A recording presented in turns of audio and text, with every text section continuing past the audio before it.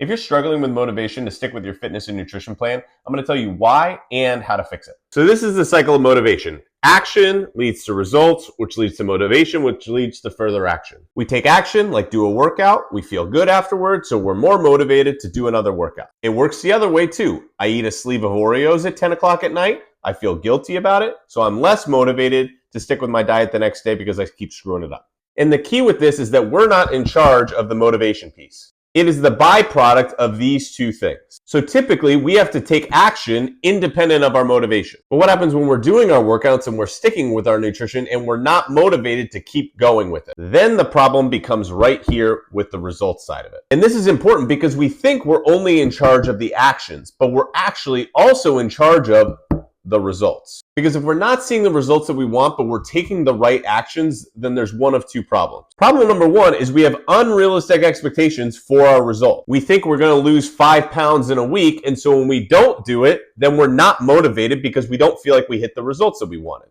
So we have to have realistic expectations for something that is actually achievable so that we're not inevitably disappointed and demotivated even when we're getting good results. And the other thing is we just might not be paying attention to the results that we're getting. For example, the other day, my older son helped his sister with something that she was struggling to build.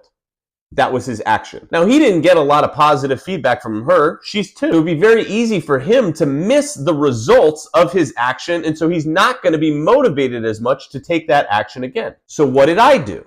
I praised him for the action that he took. And what does a 4-year-old feel when he gets praise from his parents?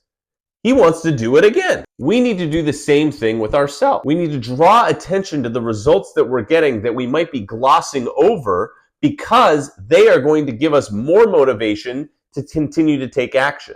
For instance, the action of being really consistent with my nutrition all week gave me enough room to enjoy my anniversary dinner out with my wife without any guilt. And because I was able to enjoy this awesome meal guilt-free and know that I'm staying on track with my nutrition, I'm more motivated to do the really boring thing of stick with my nutrition all week. But it would be really easy for me to skip over that result and not recognize it as the byproduct of the action of being super consistent all week. So we're in charge of our actions, but we also are in charge of drawing attention to the results and the wins that we're getting.